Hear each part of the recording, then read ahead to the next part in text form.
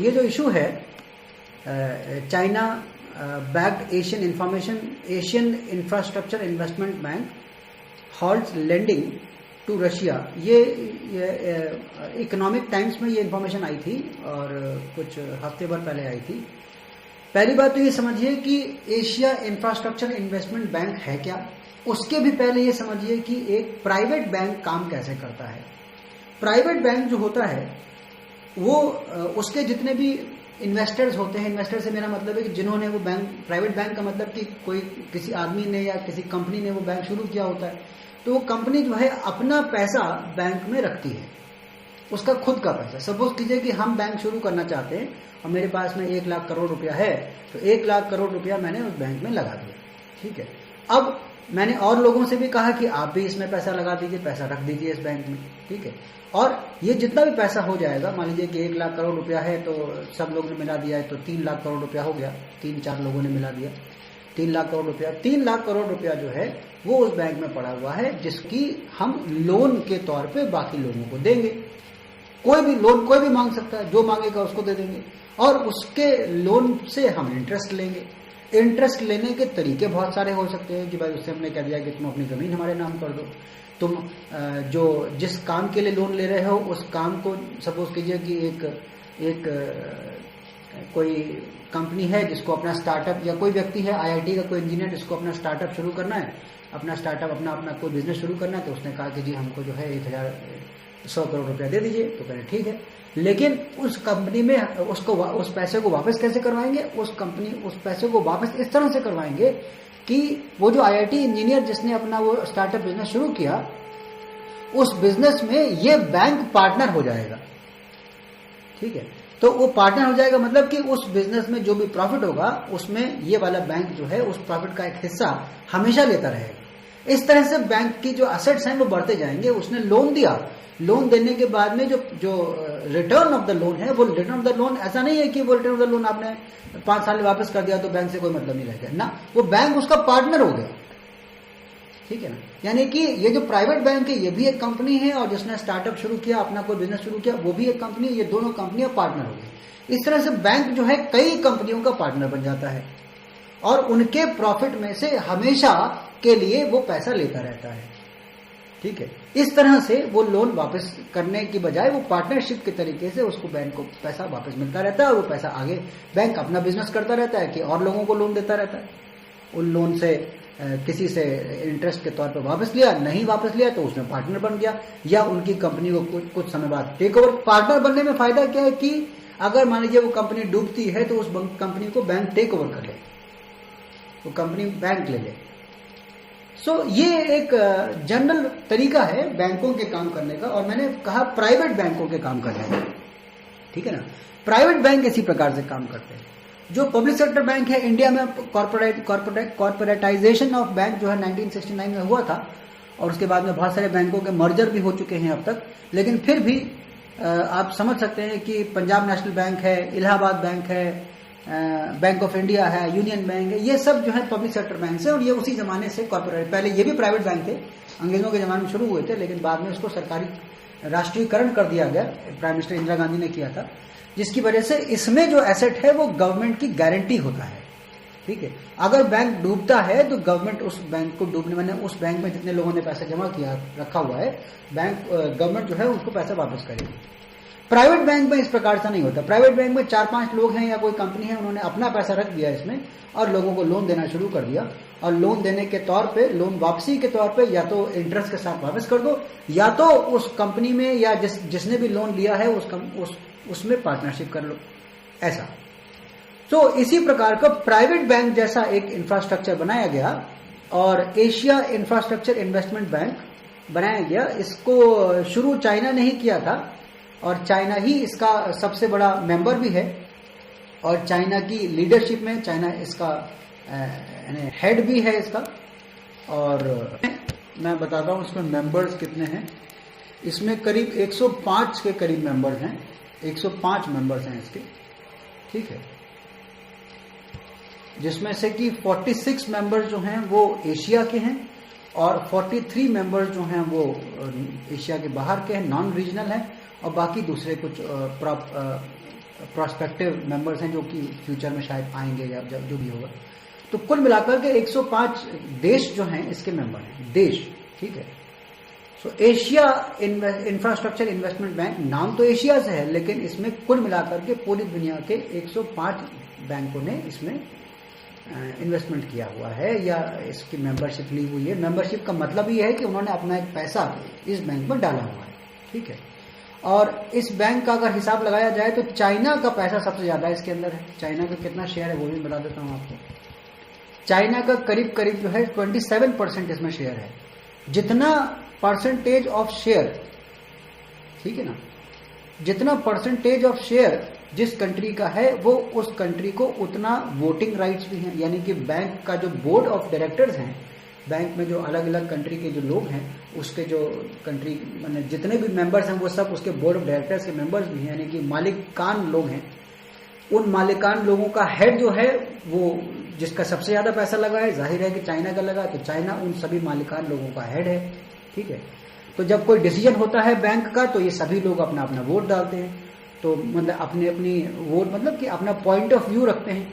तो वो point of view सारे जो 105 देश हैं वो अपना पॉइंट ऑफ व्यू देने के बाद में एक फाइनल डिसीजन लिया जाता है। और फाइनल डिसीजन लेने में सबसे ज्यादा जिसका रोल होता है वो उस कंट्री का होता है जिस कंट्री ने सबसे ज्यादा पैसा लगाया हुआ है। तो चाइना चूंकि करीब 27% जो है वो शेयर चाइना का है पूरे पैसे में, तो उसकी वोटिंग राइट्स जो है वो सबसे ज्यादा हैं, ठीक है।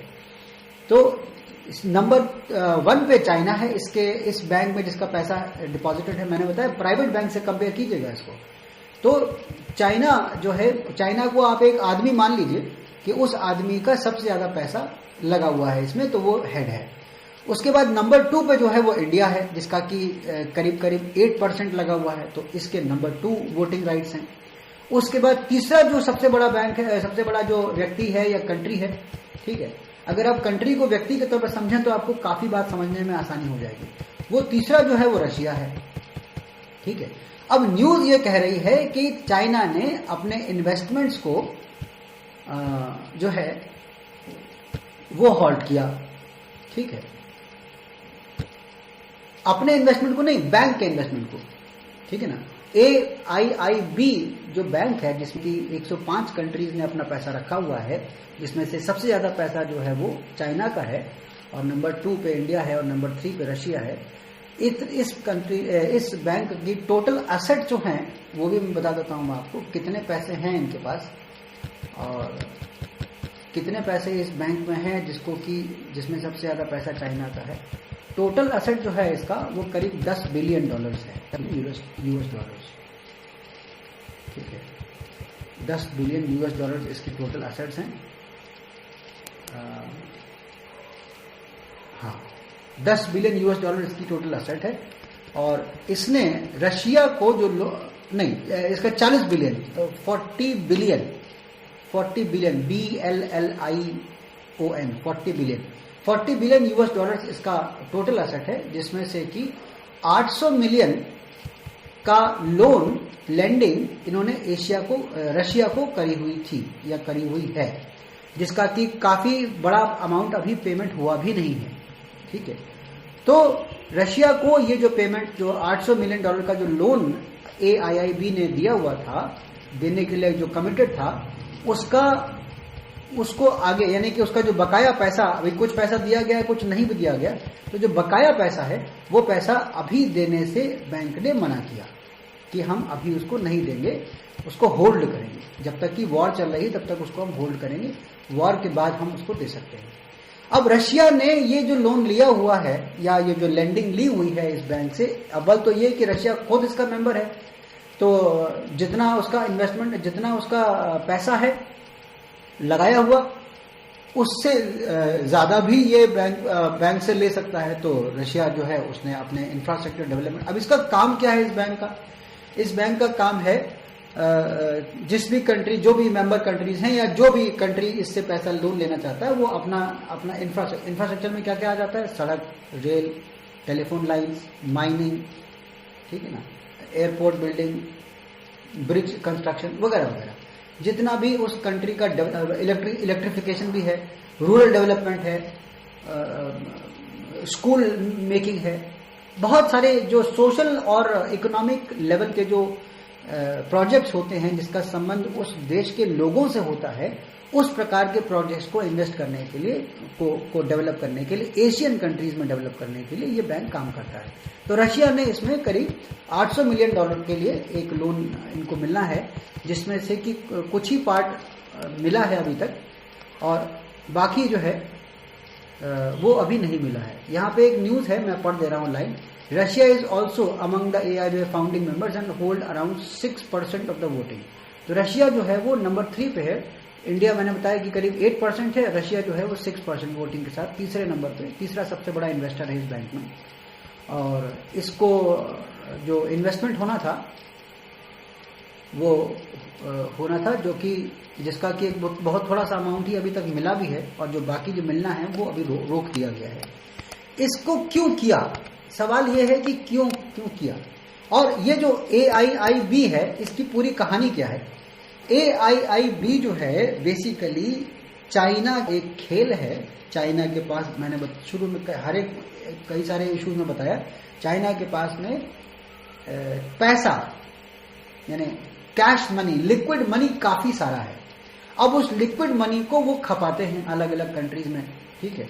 उसके जरिए से उन कंट्रीज को में इन्वेस्टमेंट करने के नाम पर वो उनको पैसा देते हैं और इन रिटर्न या तो उनसे कहते हैं कि जी आप हमको 100 साल में आप वापस कर दीजिए, जब तक आप वापस नहीं करोगे तब तक आप जो भी इन्वेस्टमेंट, जो भी डेवलपमेंट वगैरह करोगे उसका जो भी रिटर्न आएगा वो चाइना उसका एक शेयर लेगी। तो 100 साल तक वापस करते रहो, तो इसको बोलते हैं सॉफ्ट लोनिंग।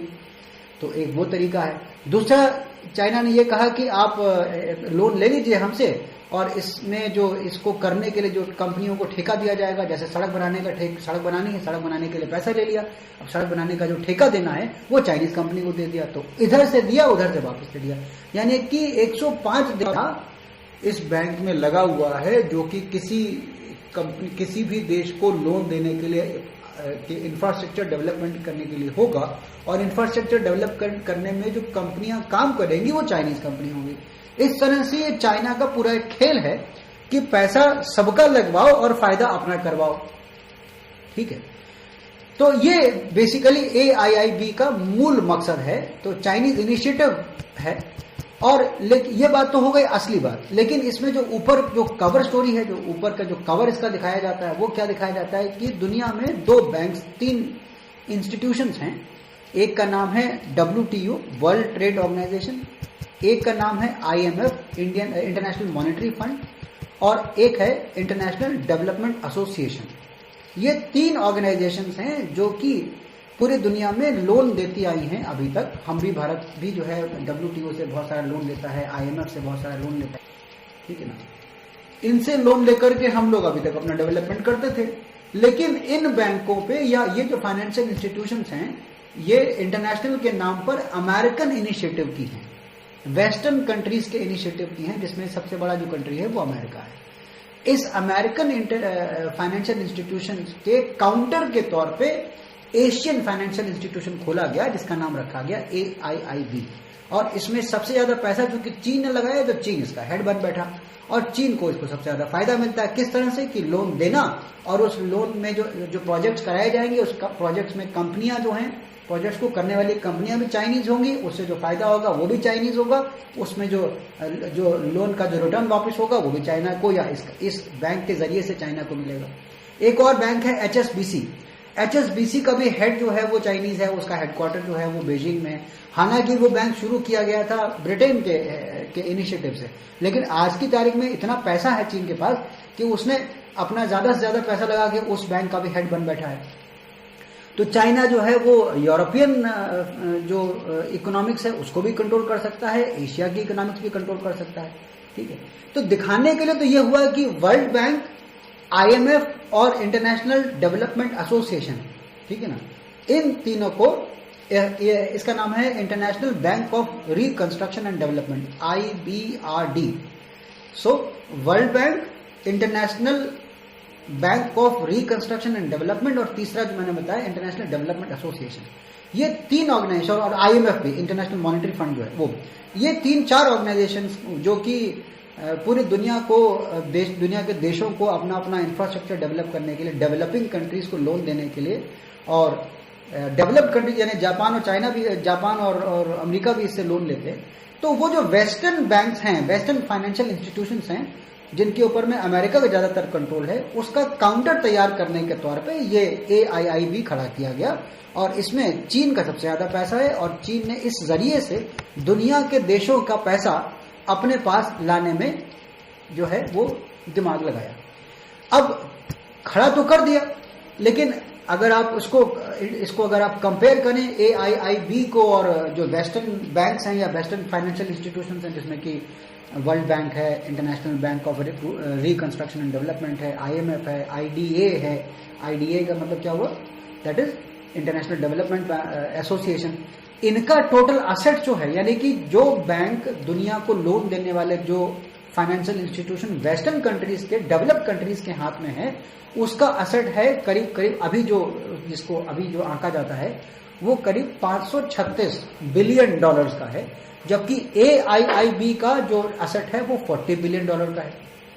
ठीक है, तो उसको देखते हुए AIIB बहुत छोटा तो है, लेकिन एशियन कंट्रीज के लिए और वो एक फाइनेंशियल मोनोपोली जो वेस्टर्न कंट्रीज की थी उसको रोकने के लिए एक ईस्टर्न कंट्रीज द्वारा, एशियन कंट्रीज के द्वारा, चाइना, रशिया, इंडिया द्वारा ये बैंक स्टैब्लिश किया गया। इंडिया और रशिया तो खाली नाम को है, लेकिन मेजर पैसा जो है वो चीन का ही है। मैंने बताया 27% के करीब इनका पैसा लगा हुआ है। तो कहाँ 8% और 6% और कहाँ 27%, बहुत फर्क है। तो आप ऐसे अंदाजा लगा सकते हैं कि चीन की कितनी बड़ी मोनोपोली है इसके अंदर में। चीन ने ये एक प्रकार से चीन का ही अपना ही डिसीजन है। AIIB के तो किस तरह से इस बैंक में है, हम कहते हैं कि बोर्ड ऑफ डायरेक्टर में 105 कंट्रीज का निर्णय है, लेकिन 105 कंट्रीज में तो उनकी हैसियत क्या है? सारी हैसियत तो चीन की है। ठीक है ना? तो इसी प्रकार से तो ये एक तरफ इसीलिए पूरा जो इशू है वो चीन के ही नाम से आता है कि चीन बैक्ड बोला गया नहीं, सारा ज्यादातर पैसा चीन का है और चीन ही इसका हेड भी है। तो इन्होंने रशिया में जो कि वॉर में लगे हुए हैं, वॉर में इंगेज हैं, इसलिए इस पैसे को होल्ड किया। और इसके पीछे की जो इकोनॉमिक रीजंस हैं वो ये कि कोई भी बैंक ये नहीं चाहेगा कि उसका पैसा डूब जाए। तो खतरे वाली जगह पर बैंक पैसा नहीं देगा, रोकेगा। लोन अगर दिया हुआ है तो उसको रोकेगा। मान लीजिए कि हमने जो है वो SBI से 1 लाख रुपए का लोन लिया हुआ है और हम जो है किसी का मर्डर कर दें, तो हमारे ऊपर जो लोन है, ठीक है ना, वो जितनी किस्तें आ गई हैं वो तो आ गई है, लेकिन जितनी किस्तें नहीं आई वो बैंक रोक देगा। अगर हमारे ऊपर कोर्ट केस हो जाए तो बैंक उसको रोक देगा। यही चीज चीन ने किया कि रशिया चूंकि वॉर में इन्वॉल्व हो गया, इसलिए उसने रोक दिया कि जब वॉर खत्म हो जाएगा, इशू रिजॉल्व हो जाएगा, तब हम देखेंगे। तो एक तरह से बनिया वाली बात भी है, धंधे वाली बात भी है कि बैंक जो है वो अपना प्रॉफिट देखेगा। और वॉर रैवेज्ड कंट्री में या वॉर एंगेज्ड कंट्री में अपना और पैसा देने का मतलब है कि वो पैसा वॉर में लग जाए। तो वॉर में तो केवल नुकसान ही हो रहा है, फायदा तो कुछ होना, रिटर्न तो कुछ मिलेंगे नहीं, कंस्ट्रक्शन थोड़ी ना हो रहा है, डिस्ट्रक्शन हो रहा है। ठीक है, तो इसलिए चीन ने अपने बैंक को बचाने के लिए, अपने पैसे को बचाने के लिए ये होल्ड किया। ये तो हो गया इसके इकोनॉमिक एंगल। और इसके पीछे बताया कि जो चीन के वेस्टेड इंटरेस्ट है वो भी मैंने बताया कि चीन जो है इस बहाने से दुनिया के देशों में पैसा लगा करके और उन कंट्रीज के असेट्स और उन कंट्रीज के पैसे भी अपने देश को और अमीर या अपने को और अमीर बनाने में लगा हुआ है। तो चीन का जो जिसको बोलते हैं रीडिंग बिटवीन द लाइंस वाली बात, की जो बात कह नहीं रहा है वो बात यह है कि चीन का पैसा पूरी दुनिया में लगे और पूरी दुनिया के असेट्स जो हैं चीन के हाथ में आ जाए, पूरी दुनिया के कंट्रीज के इकोनॉमीज चीन के हाथ में आ जाए। ये इसका हिडन पर्पस है। ठीक है, लेकिन जो उजागर पर्पस है, जो बताया गया पर्पस है, वो ये कि वेस्टर्न बैंक्स जो हैं, वर्ल्ड बैंक है, IMF है, IBRD करके जो बैंक है, that is the international bank for reconstruction and development, और जो आपने अभी बताया कि इंटरनेशनल डेवलपमेंट एसोसिएशन IDA, ये 3-4 एसोसिएशन जो ऑर्गेनाइजेशन जो कि वेस्टर्न कंट्रीज के कंट्रोल में है, उसका काउंटर खड़ा करने के लिए ये एशियन बैंक बनाया गया था। रशिया को पैसा रोकने में मैंने बताया कि इकोनॉमिक एंगल ये है कि बैंक अपना नुकसान नहीं चाहेगा, कि जो कंट्री वॉर कर रहा है वो वॉर करते हुए कंट्री को पैसा क्यों देगा भाई? वो तो लड़ाई में लगा देगा तो रिटर्न नहीं आएंगे, पैसा वापस आता नहीं, तो खत्म हो गया। जैसे पैसे में आग लगाने वाली बात हो गई, तो उसको रोका। अब फायदा इसमें क्या है? चीन जो है वो रशिया को अपोज नहीं करना चाहता। ठीक है, जैसे कि इंडिया ने यूनाइटेड नेशंस में रशिया के खिलाफ जो वोटिंग पड़ी, यूक्रेन रशिया इसमें जो वोटिंग पड़ी, इंडिया ने वॉर की बुराई तो करी, वॉर नहीं होना चाहिए करे बोला, लेकिन जब वोटिंग हुई तो इंडिया जो है उसने एब्स्टेंट रहना स्वीकार किया, मतलब वोटिंग में पार्टिसिपेट ही नहीं किया।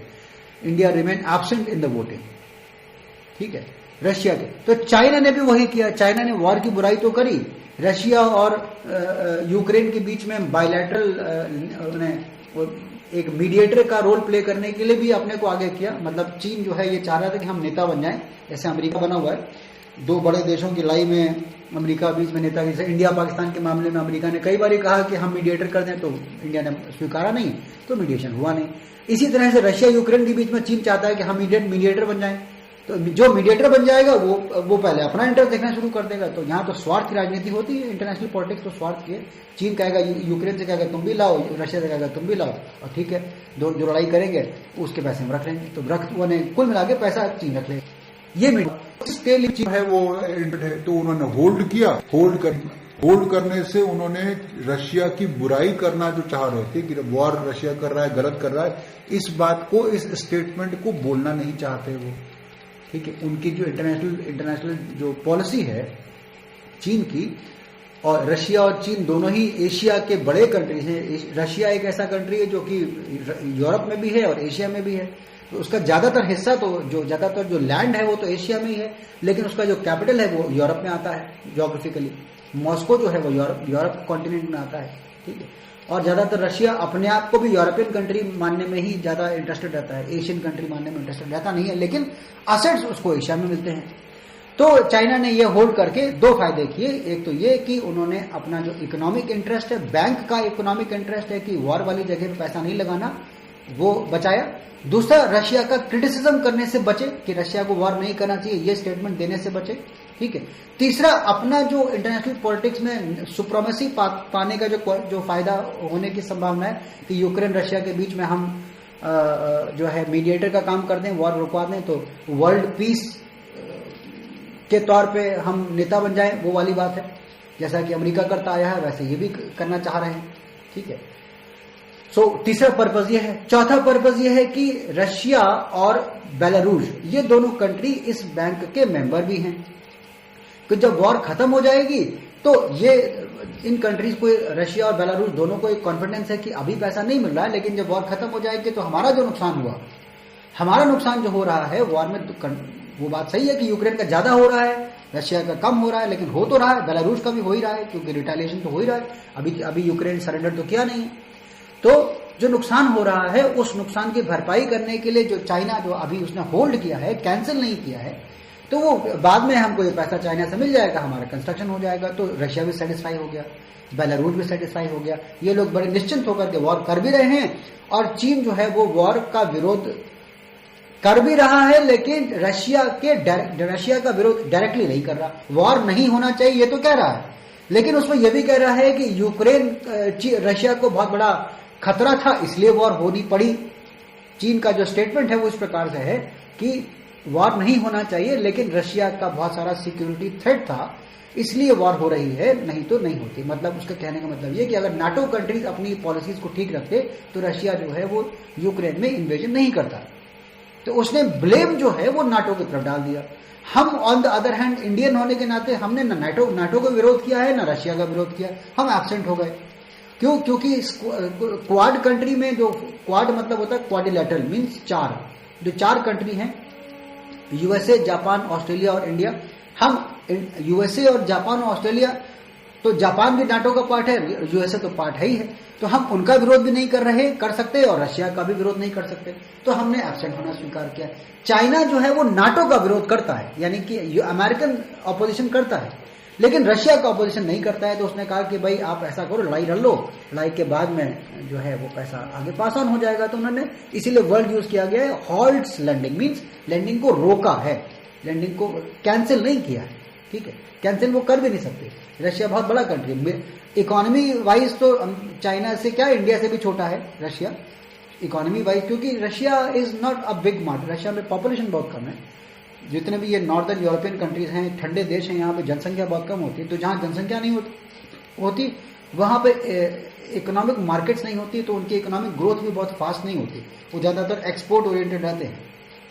रशिया की सबसे बड़ी जो इनकम है वो यूरोप की तरफ जो गैस सप्लाई करते हैं, पेट्रोलियम सप्लाई करते हैं, वही उनकी सबसे बड़ी इनकम है। लेकिन चाइना जो है उसके पास पैसा बहुत है। चाइना खुद इतनी बड़ी पॉपुलेशन है, प्लस उसका जो प्रोडक्शन है, उसकी जो लेबर कॉस्ट है इतनी कम है कि वो पूरी दुनिया से प्रोजेक्ट्स उनको आते हैं। ज़्यादातर फैब्रिकेशन आपने पढ़ा, माइक्रो प्रोसेसर का, ज़्यादातर इलेक्ट्रॉनिक्स का ज़्यादातर फैब्रिकेशन जो है वो फैब्रिकेशन फैक्ट्रियां जो हैं वो चीन में है। ठीक है, तो चीन के पास पैसा बहुत है। ठीक है, तो वो पैसा उसने रशिया को देने में जो लोन जो उनका था, जो लैंडिंग चल रही थी, उसको रोक भी दिया। और रशिया को ये कॉन्फिडेंस है, बेलारूस को ये कॉन्फिडेंस है कि हम तो AIIB के मेंबर ही हैं, वॉर के बाद हमको ये पैसा अलाउड हो जाएगा। और चाइना भी को भी का एंगल जो दिखाई पड़ रहा है कि भाई it is not opposing Russia, it is not opposing war from the Russian angle, it is opposing war from the NATO angle. आपको ये बात समझना चाहिए कि चाइना कैसे अपोज कर रहा है वॉर को। चाइना का रशिया से क्या का एंगल वॉर अपोज करने का किस तरह से है, चाइना की डिप्लोमेसी किस तरह से रशिया से, और इंडिया की डिप्लोमेसी किस तरह से। इंडिया दोनों का मेंबर है, नाटो का मेंबर नहीं, लेकिन यूएसए का क्वाड कंट्री के तरह से यूएसए का भी फ्रेंड है और रशिया का भी टाइम टेस्टेड फ्रेंड है। तो हमारे तो दोनों फ्रेंड है, तो हम ज्यादा बेहतर पोजीशन में हैं यूएसए और रशिया, यानी नाटो कंट्रीज और रशिया की जो रंजिश है उसको न्यूट्रलाइज करने में हम ज्यादा बेहतर पोजीशन में हैं। China on the other hand उतनी बेहतर पोजीशन में है नहीं। लेकिन इमेज कहीं पर किसी अखबार में ऐसी आ जाती है, कहीं लोग ऐसा बोल देते हैं कि India is going towards Russia, where the fact is India is the member of Quad also and India is a good friend of Russia also. हमारा जो दुश्मन है वो तो चीन है, स्ट्रैटेजिकली दुश्मन जो है हमारा चीन है, लेकिन AIIB में हम भी मेंबर हैं। तो अगर वो पैसा हॉल्ट किया जाता है और वो पैसा अगर रशिया को फिलहाल नहीं दिया जाता है तो उसमें कहीं ना कहीं इंडिया का भी फायदा है, क्योंकि हमारे भी इन्वेस्टमेंट इन्वॉल्व है उसमें। ठीक है, अच्छी बात यह है कि रशिया AIIB चाइना से इंडिया ने अभी बहुत ज्यादा कुछ लोन जैसे नहीं लिए हैं, हमारे एसेट्स अभी बचे हुए हैं। ठीक है, लेकिन श्रीलंका जैसे देश, हांगकांग जैसे देश, अफ्रीकन कंट्रीज जैसे देश, इन लोगों ने, चाइना से, पाकिस्तान जैसे देश, इन लोगों ने बहुत सारा पैसा लिया हुआ है इसी के जरिए से। तो चीन ने ऑलमोस्ट इन कंट्रीज को खरीद सा लिया है कि पैसा दे करके ये कहा है कि आप 100 साल में 200 साल में इसको आप वापस करते रहिएगा, और जो भी इंफ्रास्ट्रक्चर डेवलपमेंट आप करेंगे वो हमारी कंपनियां करेंगे। तो कंपनियों का प्रॉफिट वो भी चीन को जाएगा और लोन की रिटर्निंग वो भी चीन को जाएगा इसी बैंक के जरिए से। तो चीन जो है पैसे से पैसा कमा रहा है, उस पैसे का नुकसान ना हो जाए तो वॉर को नहीं दिया। तो वॉर में पैसा नहीं देने से उनको जो पैसे का लॉस है वो बचा, रशिया से उनके जो एग्रीमेंट्स हैं, रशिया से जो उनके टाइज हैं वो बची, और वर्ल्ड लीडर बनने का एक चांस जो है कि दो कंट्रीज के बीच में वॉर रैविज, दो कंट्रीज के बीच में मीडिएटर बनने का वो एक मौका उनको हासिल होता है। ठीक है, यूक्रेन को अट्रैक्ट करने का भी पर्पस हो सकता है, हालांकि ये कहीं दिखाई नहीं पड़ा, लेकिन ये हम अपने एनालिसिस के हिसाब से बोल रहे हैं कि AIIB का भी उन्होंने, AIIB जो बैंक है जिसको लोग ज्यादा जानते नहीं थे, जो कि अभी वर्ल्ड बैंक की तुलना में बहुत छोटा ही है, $40 बिलियन का ही बैंक है, उसमें अगर यूक्रेन का ये जो अभी जो प्रेसिडेंट हैं जेलेंस्की, जो इसके प्रेसिडेंट हैं, उनको हटाया जाता है, और जाहिर है कि वॉर खत्म तभी होगा जब जेलेंस्की प्रेसिडेंट के तौर पे हट जाएंगे। ठीक है, वहां पे रशिया या तो अपनी सपोर्ट गवर्नमेंट चाहेगा या तो फिर न्यूट्रल गवर्नमेंट चाहेगा, या तो फिर रशिया को वो यूक्रेन को अपने पार्ट में आधा तोड़ करके अपने मिला लेगा। यही इसके सोल्यूशन हो सकते हैं। तो जो यूक्रेन की जो भी फ्यूचर स्टेटमेंट, जो भी फ्यूचर कंडीशंस होंगी, उस कंडीशंस के आधार पर यूक्रेन को भी AIIB का मेंबर बनाया जा सकता है। ये फोर्थ ऑब्जेक्टिव हो गया। तो एक ऑब्जेक्टिव इकोनॉमिक हो गया कि बैंक का पैसा डूबने से बचेगा, वॉर करने वाले कंट्री को पैसा नहीं देंगे तो पैसा का जो नुकसान है वो बचेगा।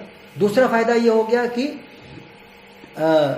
रशिया से जो चाइना का जो क्रिटिसिज्म करने से बच गया चाइना कि हम ये तो कहते हैं कि वॉर नहीं होना चाहिए, लेकिन साथ में ये भी कहते हैं कि वॉर हो क्यों रहा है, क्योंकि नाटो कंट्रीज ने रशिया के लिए सिक्योरिटी थ्रेट पैदा कर दिया, तो रशिया को सेटिस्फाई कर दिया, रशिया को कोई की बुराई नहीं करी। यूनाइटेड नेशंस में भी चीन ने भी एब्सटेंड किया, बहुत सारे कंट्रीज ने एब्सटेंड किया, UAE ने भी एब्सटेंड किया।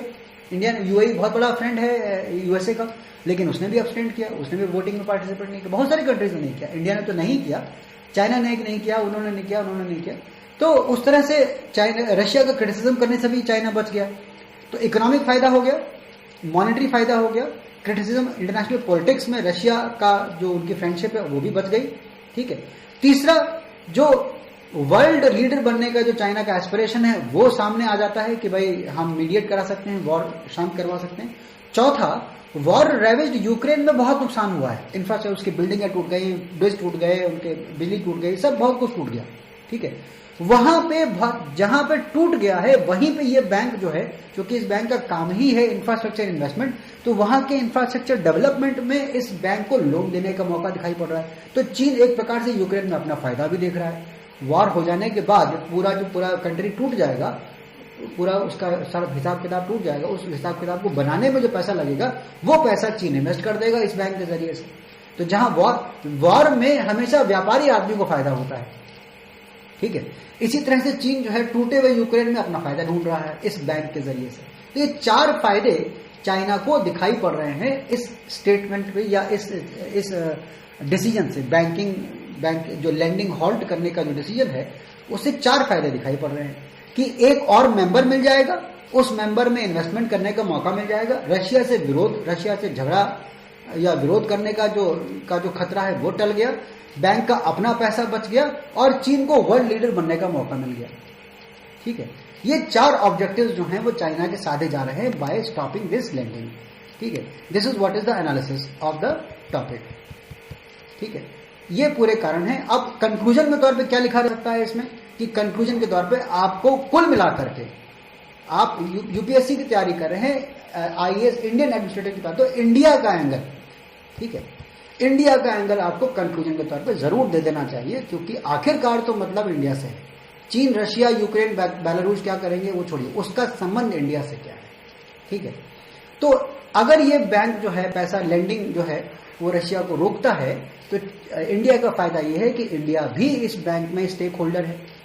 तो जब पैसा दिया जाता है तो इंडिया का भी पैसा लग जाता है उसमें, तो अगर बैंक का नुकसान नहीं होगा तो इंडिया का भी नुकसान नहीं होगा। ठीक है, इस तरह से हमारा भी एक फायदा इसमें है कि अगर बैंक बचेगा तो हम भी बचे रहेंगे। और जो वॉर रेवेज कंट्री है, हमारा भी ये है कि हम रशिया से विरोध करना नहीं चाहते। ठीक है, तो ये भी पॉसिबिलिटी है कि हम जो है रशिया और हम मिल करके आगे जा करके जो स्ट्रैटेजिक पार्टनरशिप करेंगे, चाहे इकोनॉमिक पार्टनरशिप करें, चाहे हम मिलिट्री रिसर्च की पार्टनरशिप करें, चाहे साइंटिफिक रिसर्च की पार्टनरशिप करें, चाहे जो भी करें, उसमें जो पैसा लगेगा उस पैसे का हमको बजाय हम AIIB से बैंक लोन लें, रशिया ने जो लोन लिया हुआ है उसका उस पैसे का इस्तेमाल हमारी पार्टनरशिप में, यानी पैसा वो देंगे, पार्टनरशिप हम करेंगे। तो बिना पैसा लगाए केवल अपनी बुद्धि के बल पे हमारी जो ह्यूमन रिसोर्स है, जो साइंटिफिक एक्सपर्टीज है, लोग हैं हमारे, इंजीनियर्स हैं हमारे, जो साइंटिस्ट हैं, उन लोगों के लिए रशिया में रिसर्च करने का बहुत सारा मौका आ जाएगा बिना अपना पैसा लगाए, क्योंकि रशिया को लैंडिंग मिल जाएगी। ठीक है, ये भी एक इंडिया का फायदा है कि हमारी जो इंडिया रशिया कोलैबोरेशन है in the research, in the technology development, उसमें हमारे इन्वेस्टमेंट जो हैं वो हमको उतना नहीं करने पड़ेंगे, रशिया ही इन्वेस्टमेंट कर देगा। ठीक है, इन्वेस्टमेंट उनका, इंफ्रास्ट्रक्चर उनका और दिमाग हमारा, और फायदे दोनों के। इस तरह से भी हम कंक्लूजन कर सकते हैं कि इंडिया का इसमें दोहरा फायदा ये है कि इंडिया रशिया जो टेक्नोलॉजी डेवलपमेंट प्रोग्राम्स हैं उसमें इन्वेस्टमेंट रशिया के हो जाएंगे थ्रू AIIB बैंक का जो इन्वेस्टमेंट है आफ्टर वॉर। ठीक है, और दूसरा फायदा ये है कि चूंकि इंडिया भी इस बैंक का मेंबर है, तो अगर बैंक बचा रहेगा, बैंक के प्रॉफिट्स होंगे, तो इंडिया का भी इन्वेस्टमेंट भी फायदे में रहेगा। ठीक है, क्योंकि जो मेंबर्स हैं उनको बैंक के प्रॉफिट में शेयरिंग भी होती है, तो इंडिया से 8% का इसमें शेयर होल्डर है, तो 8% का जो प्रॉफिट होगा इस बैंक का वो भी बचा रहेगा, उसकी प्रोटेक्शन हो जाती है। इंडिया का एंगल ये होना चाहिए। ठीक है, इस तरह से इस बात को पूरा समझा जा सकता है कि इस हॉल्ट को करने का नुकसान और फायदा क्या है।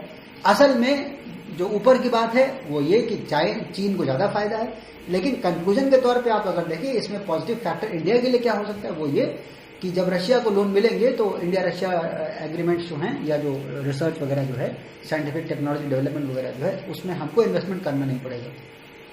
ठीक है, दूसरा, हम भी उस बैंक के मेंबर हैं तो उसका अगर फायदा होगा, अगर उसके नुकसान नहीं होंगे तो हमारा जो पैसा है वो भी डूबने से बच जाएगा, क्योंकि हमारा पैसा भी लगा हुआ है वहां पर, जितने भी 105 कंट्री सबका पैसा लगा हुआ है।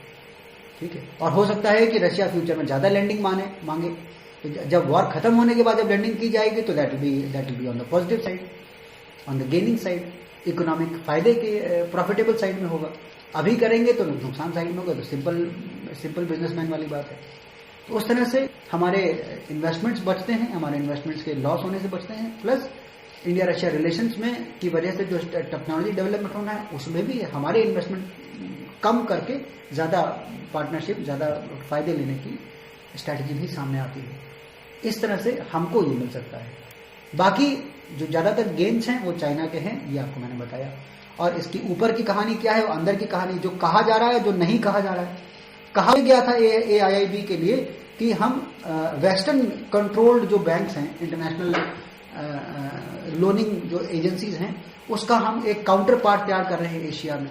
लेकिन बिना कही हुई बात यह है कि चीन जो है अपना पैसा ज्यादातर देशों में खपाना चाहता है और उन देशों के रिसोर्सेज पे कब्जा करना चाहता है इनडायरेक्ट। ठीक है, तो ये AIIB का बताया हुआ और नहीं बताया दो प्रकार का चेहरा है। और जो ये न्यूज है, उस न्यूज के तहत रशिया से चीन का क्या फायदा होने जा रहा है वो आप देख रहे हैं। यूक्रेन भी फ्यूचर में मेंबर बन सकता है अगर रशियन कंट्रोल में, रशियन सपोर्ट में अगर यूक्रेन की नई गवर्नमेंट बनती है तो वो भी AIIB का, तो उसका भी फायदा मिल जाएगा। और वहां बहुत सारा डिस्ट्रक्शन हो रहा है, उस डिस्ट्रक्शन को पूरा बनाने के लिए फिर AIIB लोन देगा, तो चीन का उसमें एक और फायदा भी है। चीन 4 तरह से फायदा देख रहा है, इंडिया का इसमें 2 तरह से फायदा है। सो ये पूरा मामला है। इसको इस तरह से अगर आप लिखेंगे, कंक्लूजन, एनालिसिस और डेटा, तो आपको जो डिस्क्रिप्शन होता है, जो फैक्चुअल इंफॉर्मेशन होती है, वो आपको खुद निकालनी होती है किसी भी इशू में जब भी हम बताते हैं। और दूसरा जो ये वाली जो एनालिसिस है वो आप हमसे ले लीजिए, और कंक्लूजन में अपना और हमारा दोनों का भी मिलाप हो। अगर आप अपना कुछ पॉइंट दे सकते हैं दीजिए, नहीं दे सकते तो हम तो दे ही रहे हैं, उसको लिखिए। ठीक है, और करना यह है कि हर में, चाहे नेशनल इंटरनेशनल इशू कोई हो, उसमें इंडियन एंगल और इंडियन गेन, पॉजिटिव एंगल ही आपके आंसर्स में सोल्यूशन के तौर पे, कंक्लूजन के तौर पे, सजेशन के तौर पे दिखना चाहिए। स्कोप ऑफ इम्प्रूवमेंट, अगर कोई सरकार की कोई नीति गलत है तो उस नीति गलत को क्रिटिसाइज नहीं करना है, उस नीति गलत को ठीक कैसे किया जाए, उसको बेहतर और इवन बेटर प्रॉफिटेबल कैसे बनाया जाए in the public interest, in the Indian people's interest, वो आप